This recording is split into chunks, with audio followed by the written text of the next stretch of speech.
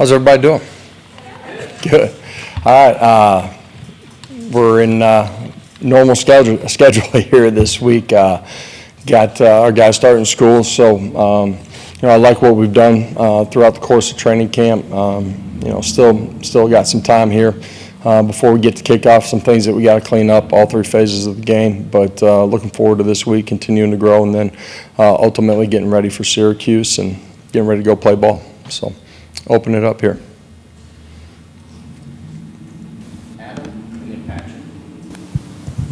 Josh, you've had a lot of different quarterbacks over the years, tall, short, runner, thrower, all different kinds. When you bring in a new quarterback that you haven't coached in the game yet, what's the key to like resetting your brain to match that particular quarterback skill set with the details of the offense? Yeah, ultimately in the pass game, there's certain things that they may be most confident in as you game plan week to week.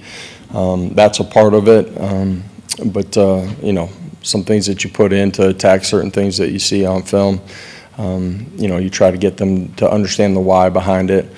Offensively, it changes from year to year. You change from year to year. It starts with, quarterback and offensive line and, where you can put your skill players to have success. And Joey, through this week and really what he's done through training camp, learning what we're doing offensively, as we get ready for Syracuse here at the end of the week, then making sure that, the things that are in play he feels good about. And I think, that's one of the things with young quarterbacks and with new quarterbacks is getting them to be transparent in those things. What impressed you most about what Joey did, not only during the summer, but during camp too, when he had to go out and win the job? Yeah, first of all, that entire room competed at a really high level. They competed the right way too. They pushed each other in a positive way in the meeting room, out on the practice field. I think our team has great confidence in all of those guys. Joey, through the course of training camp, each and every day continued to grow and take steps and understanding what we're doing and comfort level. Played well in the scrimmages, had good command, and that ultimately led to the decision that we made. You kind of alluded to it there at the end, but what was it about Joey Aguilar that made you believe you had the best chance on Saturdays to win with him at the helm? Yeah, I said it a second ago, but got great trust in all those guys. And the strength of one position room, quarterback included, can never just be one guy. And those guys have all grown, but I think, Joey coming in May, having to learn the offense throughout the, late spring, summertime, getting his, feet on the grass with our guys, learning how we practice, but also growing each day, just continued to trend upward in his comfort and control and command of what we're doing. That's decision-making and accuracy with the football, our checks that he controls. You put all that together, and that's ultimately why we made the decision. Austin and Rob.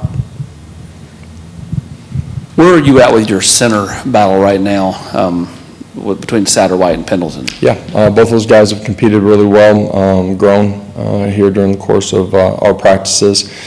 Still competition. Going to need both of them as we get to the fall too.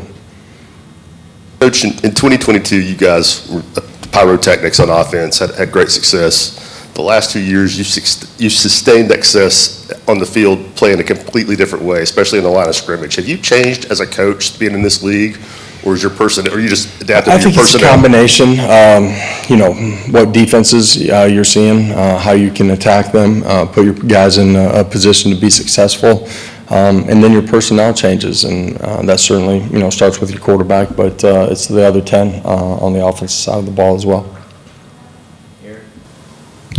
Josh, what do you like about defensive tackle, some of those young guys that might be pressed into action now with Hobbs sidelined for a few weeks? Yeah, those guys have done a really good job. You look at where they were in January when they got here, the player that they were in spring ball, and then the growth of what they're doing here in training camp. Ethan Utley, explosive, playing twitchy at the line of scrimmage, doing a good job at the point of attack. Isaiah Campbell, wide hip but strong, explosive power. both those guys continue to grow in a really good way. You guys have talked all fall camp about you don't have time to be young. How do you know as a head coach when a young player is ready? What do you look for to know when a young player is ready to be in the spotlight in a game? Well, sometimes it takes being in the spotlight and being in the game to truly understand. But you're looking for, the trends of what they're doing in the meeting room, their ability to communicate. That can be, offensively, their assignment, defensively, all the checks that go into it. The ability to play the next play during the course of practice, how they respond to something that didn't go their way. But ultimately here in training camp, the way they compete on a consistent basis with fundamentals, technique, being assignment sound, and playing as hard as you can from snap to whistle. Coach, can you just kind of update us, personnel-wise at receiver? Is Brazel healthy, and Mike? Yeah, Mike's been with us for a long time. There were a couple of days where we limited him. Chris has been with us here the last few days, and Braylon was with us this last day as well. Coach, you've talked about the decision to name Joey. What's the other part of that conversation for you, like as a coach, when you're telling the quarterbacks about it? What's your message to Jake and George coming out of this? Yeah, first of all, I met with all of them at the same time. You recognize, I've been in that situation on both sides of it, and you understand that there's going to be, heartache, disappointment, and if it's not that way, then you got a real problem. It was a tough decision for us. We talked about it with those guys.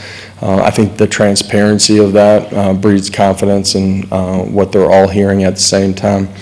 And so at the same time, through that night, there's the pain of disappointment, right? And coming the next day, you got to find a way to be a great teammate, be the same guy that you have, continue to compete. You name a starter, but you never know when your opportunity is coming. And this message was given to those guys as we sat in the room together. It was given to the entire team too. You got to prepare yourself for when your opportunity is going to come to take advantage of that. And Merck's been great in the building, energy, focus. George has been the same way. Just want those guys to continue to grow.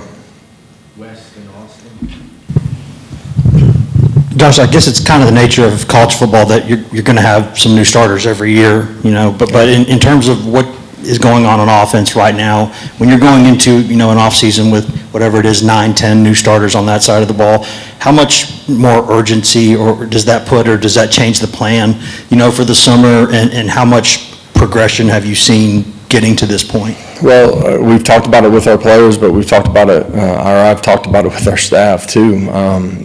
You got to be elite in your ability to teach and help these guys grow through every phase of our off season. And our staff's done a great job. Our young guys have been highly competitive, highly diligent in their ability to grow every single day. And we're not a finished product. Good teams continue to get better throughout the course of the year. You got to take advantage of every day. But our young guys have prepared in a really good way, and I think they're extremely confident right now. And there's a lot of growth that's got to happen before the first kickoff, certainly. But if they continue to attack it, we'll be ready to go play. Josh, you've called Boo day-to-day, or that situation day-to-day. Where does that currently stand? And then what does he have to do between now and kickoff for Syracuse to be back in that fray as far as being able to play? Yeah, Boo's continue to grow in the things that we're asking him to be a great teammate inside of this building every single day. And, the charge for him, but for all of us, is to continue to do that. And, Boo's continue to grow in what he's doing on the field. So, I'm excited and pleased with a lot of things that we've seen from him. In the wide receiver room with Amari Jefferson, what have you seen from him? What role do you expect maybe he'll have this season? Yeah, Amari coming off of the hip surgery, as he onboarded here, was limited throughout the course of the workout off season, the winter part of it, and then got an opportunity in spring ball to kind of grow on the back half of it a little bit on the football side of it. Did a great job during the course of the summer, dramatically changing his body. He's a guy that's made some plays out there on the practice field and in the stadium during our scrimmages as well. Expect him to continue to grow throughout the course of the fall here. As a quarterback yourself, you make the announcement 13 days out. How much, the timing of that announcement, how much of that went into, what you went through as a quarterback? Is that the kind of timetable that you would like to have to find out that you have the keys to the offense? Well, I think, first of all, I said it before, we started our first practice, somebody's got to go take it too, and they went through that, got through 2 scrimmages and another practice with those guys competing. I think just, how Joey was continuing to grow inside of it, it felt like it was the right time, for him, but for our football team too, and certainly, having this week, knowing that you're going to be the guy, I think gives him a chance to continue to get his feet on the ground and get ready for kickoff here in, week and a half.